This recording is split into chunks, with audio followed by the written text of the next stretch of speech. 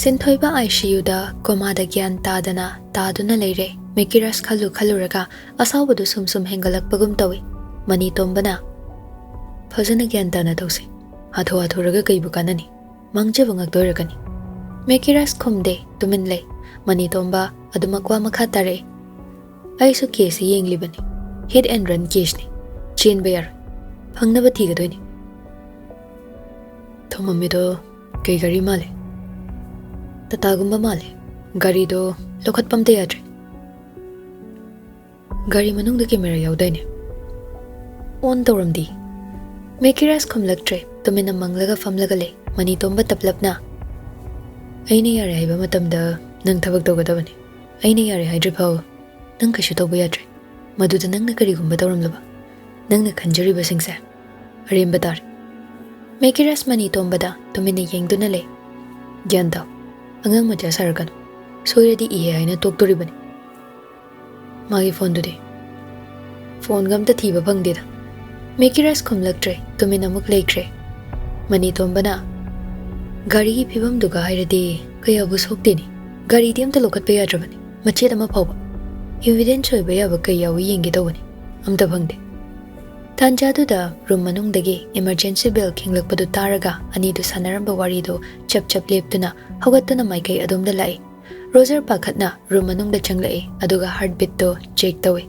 nurse nupi du pakhatna sir down chatre manung da tawnariba singdu ubada ani du di pakhatpana masadu yadre WakhaL suma phang khanba hore Mekiras di tasingna masadu kainom tawsinkre heartbeat do normal da muklakpadu ubada Roger masadu khara fare injection ama kapo hairamlaga Roger mapanda thogle mani tomba pakhatna Roger da onsinduna kaidorino heartbeat to down khangchalak adugini hojipudi phawreda Mekiras na kashu tawroidro tawr ai nga clear kam gengi nabani soida sum leuse wadro room da leuse lawdana ho ha haira adin leibani da ngarang degi pothadrebani ngak potharlo ai budi hoje khalani meki se khar pothal masa si yar ke sigi ongda chalogi mafam du da phangba yaba kai lei hebdo amte yumki phare chalur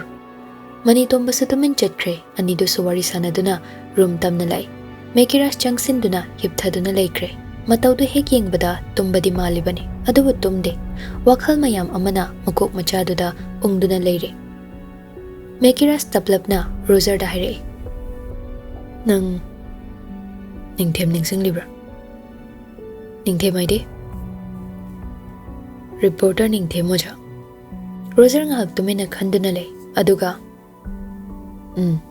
kedore magi wahudagi oidora natraga abimgi wahudagi Roger ngaklapna karibo Mekiras siplambadu hawatlaga tumina famlaga le aduga Roger do onsinduna ningthem na ingonda boda masinarami Roger Mekiras ki waduda ngakni yenglei aduga kaipon evidence ramgadaba male Roger famlambadagi hawatuna Mekiras ki manakta lai aduga taplapna 100% chumabo phasana khangde 100% chumi natraga lale hebadumade kaipon video clip la nate letter ne kayoge wahi hum ka kyo letter ne ahen bayaude mana piram lido maram amadi leiramoidrane Roger hoi haibagumna mangaktu namle Mekiras wadu makha taraduna adugi potoi khoina khangi khangbagira mana sumna tawriba madugi poto abimga mari leina doina tro mani tombada hairago inthian zero thibagi de arai boykre poto simani khangbagam de aduk chawkraba lamduda kamaina no thiga dawrisibo hoini adusu chumi matha saida kokse puwa ngamtre adubu ai sungsoi soidana di thigani phangdabasu yar Roger khomde Mekiras tadu magyengduna le Mekiras WakhaL mayamdugi marakta ngahak thaidokduna thamoigi oiba warwal ama haire thoishnaga noi thengnabro Roger wahang dudai feeding le aduga thoishna do naraga lehori kai oina nakoi chatlu bro Kay uwi na no? Ha? Kay uwi na no ba? Si hospital sila labor. Kay da lagi ba? Late. Madi sa ngay hospital da labor ni. Ita, ayso sit na. Yari dro. Ma ibo yam saubra. Sauram ni. Di nga yam chow ba ni. Waro yam chow ba ni. Pasa na wari sa naraktre. Accident ginang napawarak pa da ako'y dumali. Ito, masado kiyam so kawarage. Chada bagi masado khara di soy. Kari layong no haibadi ako'y sukangde. Mana maram oiraga asum na oihalabra haiba wahangsi masa matom ta hangjare. Pangdaba haiba wahai sinamang thaduna makok manungda ongduna leire. Mekira spend daba na machinda taplap solay. Aina lan bani. Aina. Magi pibam do oyan bani. Pumnamak aina lan bani. Mafamda awawa chayna pini kangna aiso thangjiluriba confirm ni. Ay lali. Roger nungaitana Mekiras ta yenglay. Nangunabado ay hana magi hospital da chitlaga wari haife chanarugi. Aduga unaraso na si. Mekiras kumlaktre tumin maruluk thaduna le. Kishu khanganuda. Unanabadum tawsi. Yarakani. Ay singi. Wahay khara se hairam laga Roger do room dudagi thokre. Mekiras machi lengde tumin na famlaga le. Mitmang da su urai momonok tuna dumak leba saktam do. Iran lan jadabi mahaki mafamda China ama kudul oina pikrabani ma pendaba phawi tasing na ma pende aina maramoy duna nang baso ko halaba ilan kresana ay lali somda pai khomba tuminna room duda langlen ga famduna le langlen pai khomba da yengduna kai gino atugya matha sanu phamido bo len tabak sing se kanana tawraklibano haiba wahangni aina hanglisi tawning ba tawjasanu kaino miduna tawra isay nanghondadi thabak komisidi aigi thabak kom lairaso midu kanano haina khangninglibani khanglagana kari kanaba kanadaba natera sum khangningbay wani langlen table da leiriba whiskey bottle do fat hangtoy aduga leiriba wine glass ani do da hai glass ama lokhatuna paikhomba da pire paikhomba su kaiso haida do maklawi leiriba glass amadu su paikhatlaga cheers tawduna one shot da thakchin mine asumna numit khara hokre sinthoiba gyan laktre hamo dumak leiribani adubu maraksida mami khara uba phanglabani Mekiras mani tombaga punduna thabak sing mathang plan yatuna thamba hore ningthemgi yumda hanjin chatle ningthemgi loinabi henbi kabak paudu khazik haiba horakle mapung oiba wade sengna hayu yade kibagi matauso amuk ule Hospital dani room duda Mekiras ka mani tombaga phamduna wari sanare Mekiras na mane keke paulige henbi machin ka nguya deni tuminna sumle ki haiba wahai siso amuk mukpal kanano man kirisina pai khomba hoy jalo hairakte asing ba yu yade kari matauno ai shu gyan dade lokhatlaga mapam chaba madoin thamasiro Maduga famdo taray yarakadaba nati hong bahay si mine higda ching nagadawribani laikay haiba masulay adugi sumathakta mama macha ani khak ni leiribado mina thine higda ngang nabiginini WakhaL si pangkhanda khali amaso ay gyanam tadreda mani tombana huranba matung mayingba do tadawribar tawrisiba taroida tawdanaba hotnadawani Ado bemgi case reopen tawsi aina paide magi case to DGP na paibane ay wari sanargi madugidi kaishu khalud aya na badawgi pai khombadu kamdawri haiba pau khangba ngambra ngamde thabak singsi mana loimak tarum gadrane nangbu thasabro miki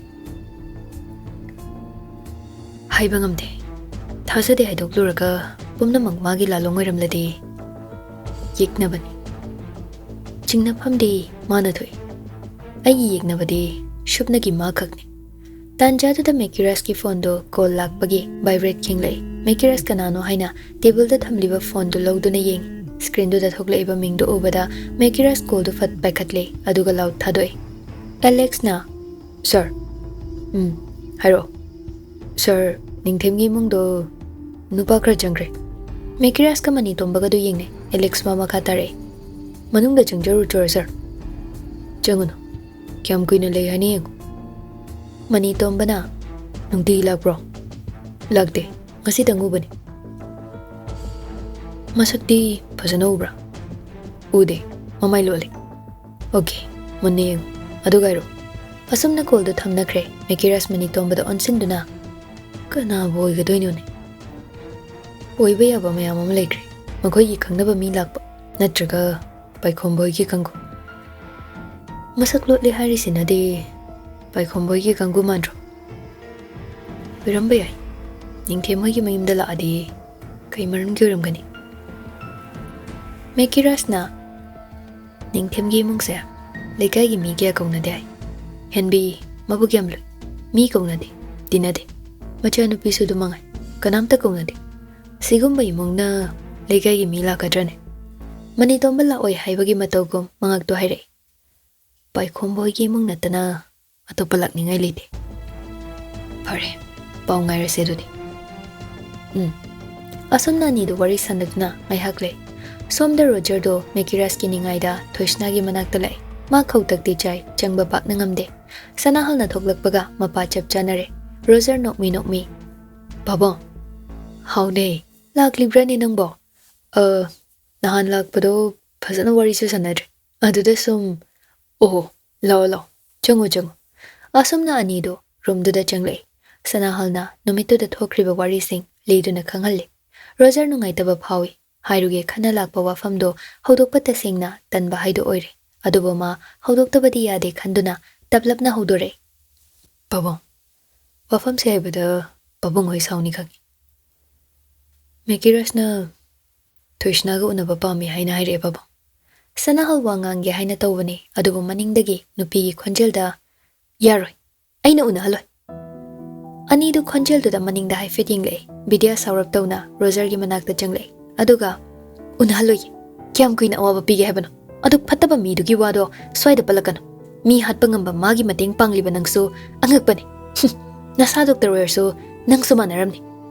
Roger bidia gi wado da ting laukre sagale khondu khaje kankhalakduna Mi mana sumnoi reibase kari maramdagino haibado khangningbा फाउदबो अदु कनबो why me उशितबा मा सoi खोइगुमना नुंगाइना हराउना लेनिंगी बने मरम अमगी थौदोक अमदगी असुमनoi रखिबा मीगी पुंसिगे सिंग खंगदना हाइनिंगी हाइदुना हाइरिबदो चुम्मी हाइना खंजरिनी नेना नंग क्याम फाव मिनो हा नंग क्याम अफब मिनोबा ngasigiди ngasi ori matungda dugumba wado aina muka darab nupi oresho aina limna tharoi aishu mi hatpa ngame hebado aina ulakani wahai se haram laga Roger do khonglei thona mafam du dagi thogle sauri hospital tamna lai Mekiras ka mani tombaga de Roger gi matau du yengduna le wangang dana Roger ani du da onsilakte yanduna le riba apron do fatlisile aduga table da le riba stethoscope do makhutna paiduna room du dagi amuk thokre mani tombadi ngakna yengduna le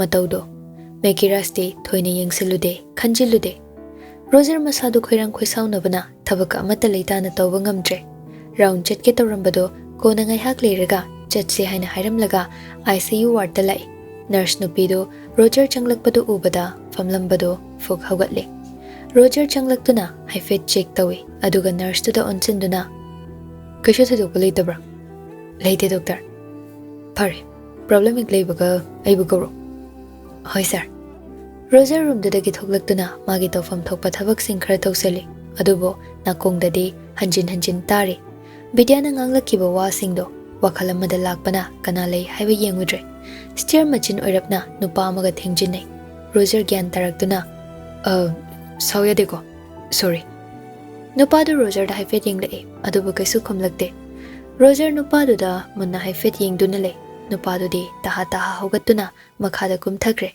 Chetriba nupadu de yengduna le WakhaL so khanjana duna leire aibu kadai dano ma u khragum la khragum ningsingbam thokdrene kai do jano mangda go jalane hera nattida uiram moida onthok baiso asumna WakhaL khanduna Roger do magi room da lai mani tombaga Mekiras ka mangonda yengduna leirambaduda sauring phairing haire kaino do yamune yengai dubo Aibong pawudribo kari midiyeng no dubo Mekirasna Doctor oirga adugi sau langba. Mani tombana Police aina swaida ing tapna laikre. Doctor na isau sutta langtale. Sinpham si iwon onarida. Noi loisi loya. Mekirasta mukon sinduna nangna nise nangna. Thoisnai manakta nang chaluno. Mekiras Roger ki wadu danga klapna kariya. Kana fam leiroi. Hu kambi mamanabi am leho. Kana no sir. Yam hangiye. Phagi nati kaigino. Chatluno haisida loirewa. Makada naragumse. Mekiras saurap tawna. Kaino phagi bharangi matam nati. Koko kairo kaino do. Roger shora sang mamohan to aga. Mekiras tahire. Nangbo makoy ni amla na lawi. Aina hanjin wari do hana li thoko na haiba nadro. Mekiras tumin luk thaduna lay paukum kumlakte. Roger wado makhado magtare. Ay sunungay taba chayna amadi baw. Luna tinabay manabagi maramda mina tathi atiba wahi hairaga ay nakaram na taraga lay doon. Ay ngamde Miki. Kay haray no. Roger Mekiras ta wari sing do lido na kangali. Sora sang ba mohandok laga Mekiras to tumina fam laga le. Mina dum nairaga ay natado na labang amde. Mekiras tablap na. Maisho benda bagi orang bayada. Kay benda ba no? Nang namoy da kay ba tabag daw krage ne? Ha? Kay daw krage ba? Tosh na daw avatari sili. Nang natahan giyaw natahan ki ba na dini? Mekiras kumlagte tumin laikre. Manitomba na marak thadto na. As, yari mo iso. Machano pina na abado dahil iwaram ni. Nang suba. Roger, manitomba da yeng do na. Mihat pa haiwa wahay do di palakano haiba ni. Ainy yade. Madugi wahay do. Ainy yade. Ayna mihalo bagi mihat pa palakpa ni. Sobam thokde da. Thokde da kasyo. Roger, Mekiras da onsin do na. Nang nahaliba mising do. Micham prajar ngaktarang. Maral ni yomlaba mi ngakta nadro. Lona phawa chirak piba ngamdraba mising doni. Adudi mi hat pa kaudi. Ainy yaningde. Khangsu khangdana wangang ngakpase. Ay dasing na khoidaw tili. Mekiras kumlamdabi rumdudagi thokre. Roger na matung inage tawbada manitomba na yari hinangso. Tawning daw jasano. Pugi puzasano. Adug mi ushitaba. Nungsirambani. Konda aduna nungsihandre. Manitomba nokthore. Aduga. Oh. Pare ne duna. Aminay. Nolagano. Pagi natin na ise. Sumnok ningak baidar. Somda Mekiras to makada kum tarak bani. Tanjado da Mercy ga hik tengnare. Mekiras Mercy ubada thay na bahot na bani. Adubo ma thay fam leitre. Mercy so Mekiras ubada jangle. Aduga nok fit daw na. Mekia. How? Nungayri ba? Nungayri. Oh, kanana ba yawge? Imana ba na ba? Adugini. Oh, nangdi. Angang na ba? Kayo ina no? Fever kra daw ba doy nida? Oh. Mercy nok fit daw na. Hawkri ba mayam daw? Punsigi tangkag amagi sarukya ba ni hay nakhalaga kauthok narase. Ikoy ba mataw do ulakan no da? Ay nungay di. Mekiras makok to hay fit look thay. Tawfam kang da bagi. Laymay do da makong nagkokok daw do na lay. Aduga taplap na. Ay sulan kre. Ay kaya pamba krap hang na ba nangi matam nangi mong sukay na hanbada tagre. Lahan ba di ay nalahan ba nida? Ay nahana nangon da irang hausin ba ni? Ay kisong haki penda ba do na mana tawre hay do na ay siya penda bagi laman kominikhan bagi ay su tawkre. Pansi sayam lurami.